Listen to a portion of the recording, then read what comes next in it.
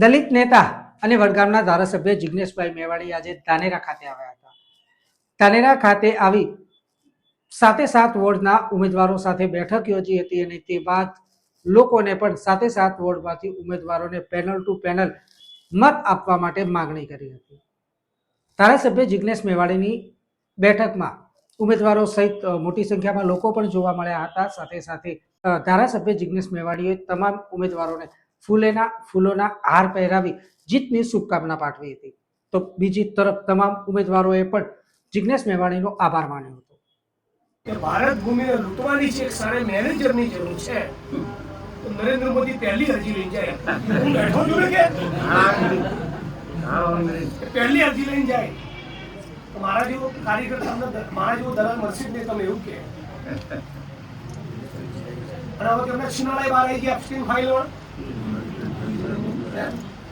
હું ચૂંટણીના રાજકારણમાં છું. મેં કોઈ ના કરવા જેવી પ્રવૃત્તિ કરી હોય અને સરકારના સત્તાધારી પાર્ટીના હાથમાં આવે તો મારું કાંડું મરડે કે ના મરડે? એ જ વસ્તુ અમેરિકા અને નરેન્દ્ર મોદી જોડે કરે છે. આવો બેટાજી કરો, ટ્રેડ ડીલમાં સહી. એફસીમાં નામ આવ્યું એટલે ટ્રેડ ડીલમાં સહી કરાઈ. એટલે એમના પાપે, એમના કાળા કામોના કારણે જનતાના બૂચ વાગી જશે. આપણો કપાસ પેદા કરનારો ખેડૂત નવરો થશે અને અમેરિકામાં જેનો એક ખેતરની સાઈઝ 450 એકર છે એ ખેડૂત કમાશે અને આપણો એવરેજ 3 એકર વાળો ખેડૂત સાફ થઈ જશે.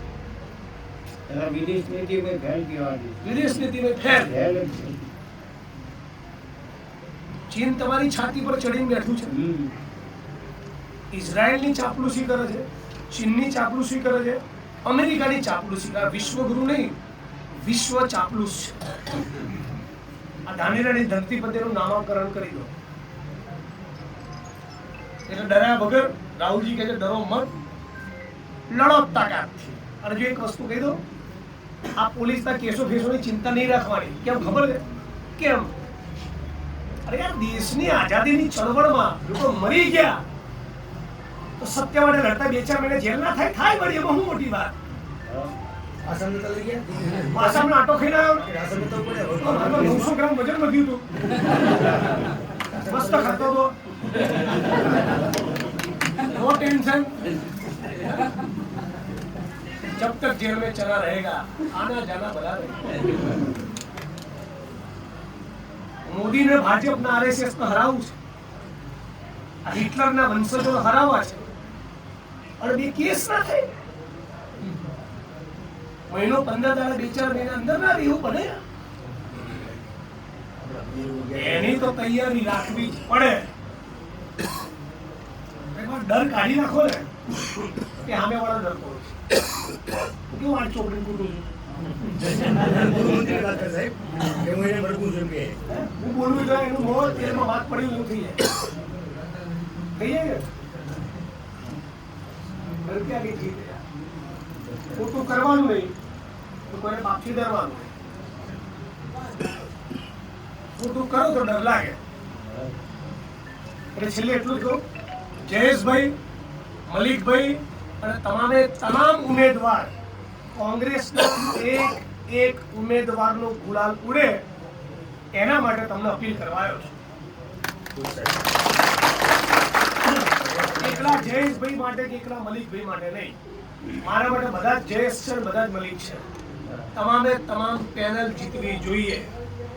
આ ભાઈને જેટલા વોટ મળે એટલા જ આ ભાઈને મળવા જોઈએ, આ ભાઈને મળવા જોઈએ. બધા જ કોંગ્રેસના ઉમેદવાર આપણા માટે એક સરખા.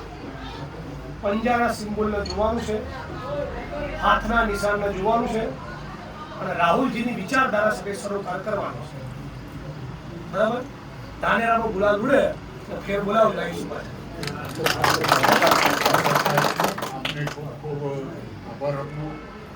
રાષ્ટ્રીય નેતા છે અને ખૂબ જ માણસ છે અને આપણે વચ્ચે આપણા ખૂબ સૌભાગ્ય છે. એમને ખાતરી આપણે આપીને દીધી છે અને બધાને લાગી જવાનું છે. કોંગ્રેસ પાર્ટીને જીતાડવાની છે. વોર્ડ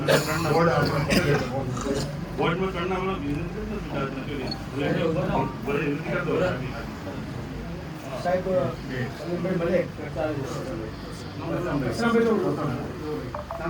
મંજુરભાઈ